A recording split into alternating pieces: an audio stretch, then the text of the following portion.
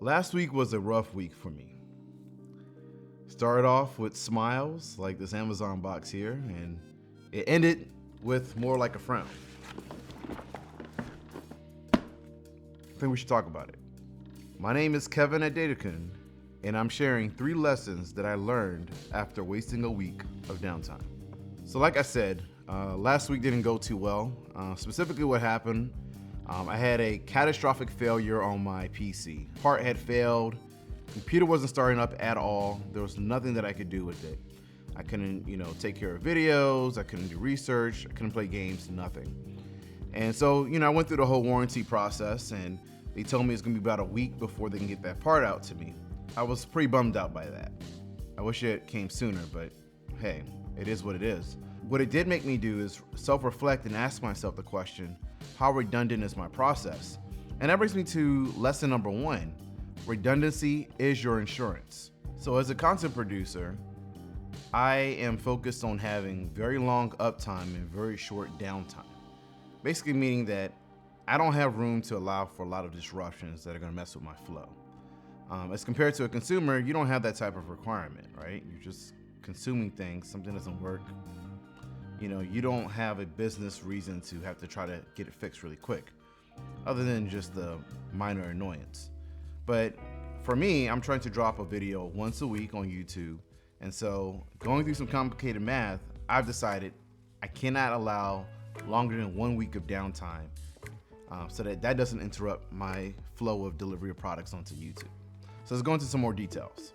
So I've taken the time to write down 3 failures that could happen to my process and 3 solutions to those interruptions that I could reasonably resolve or address within 1 week's time.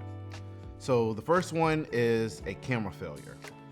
If I had failure with my camera, I have some alternatives. I could use my cell phone, or maybe I can focus more on audio-centric, content, like a podcast or some type of audio-inspired content. If I have a failure with my computer, I can get a replacement part within 1 week, or I could start working and building up a second PC so that the transition is not as rough and I can still get some progression while I'm repairing my main computer. And then lastly, power failure, complete power failure.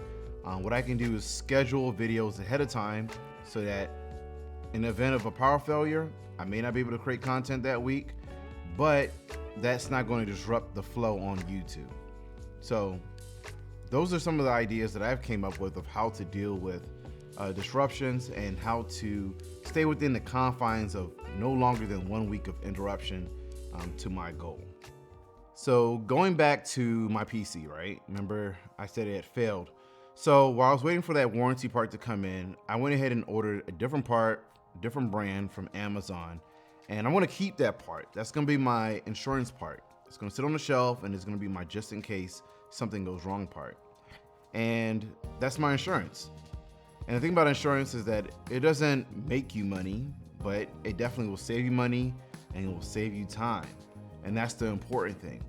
And so now I've incorporated that into my process. But we're not quite out the woods yet.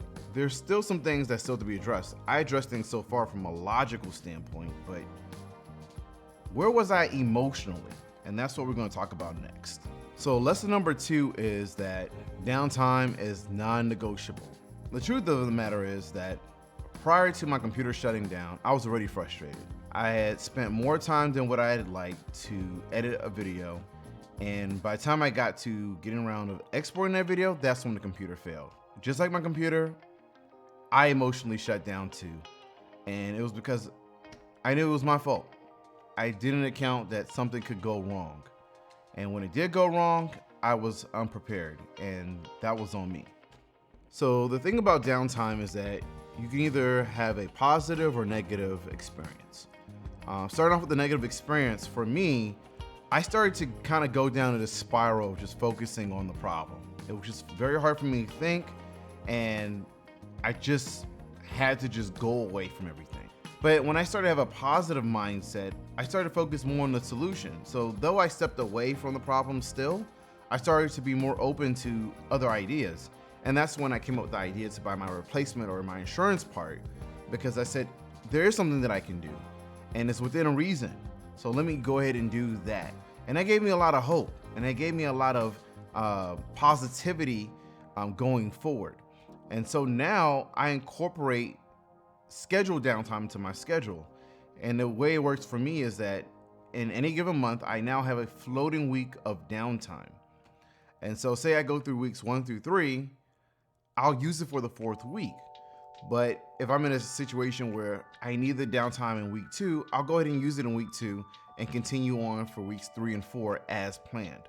And so that way, the shock value from downtime no longer is there and is part of my process. And that is what I think is one of the most successful things that has allowed me to transition.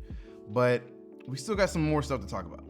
So the truth of the matter is that when you're in the midst of a situation, it can be so difficult to think your way through it, right? I know I have that problem. Lots of people have that problem.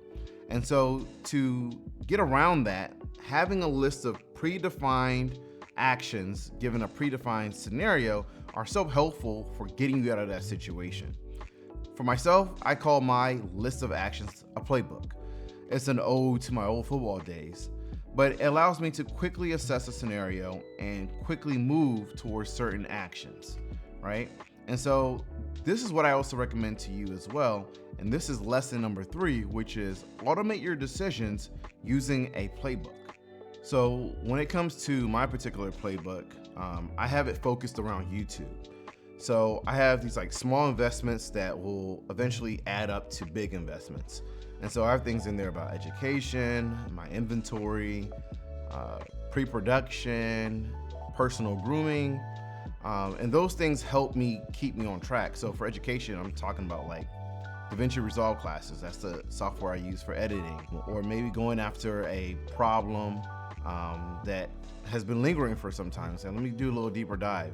And then when it comes to like my inventory, updating software or ordering new parts, pre-production, setting up for a scene or working on my scripting. And then of course, personal grooming is personal grooming, getting a haircut, getting a massage.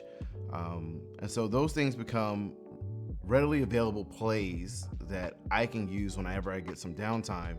And it helps rejuvenate me as well as keep me on track when I feel like I'm not on track. And so those are a few examples. If you found any of this information helpful, or you have some other tips that you'd like to add to this when it comes to dealing with downtime, let me know down below in the comments. If you found this enjoyable, like, subscribe, and watch the next video, and I'll see you next time. We've come so far.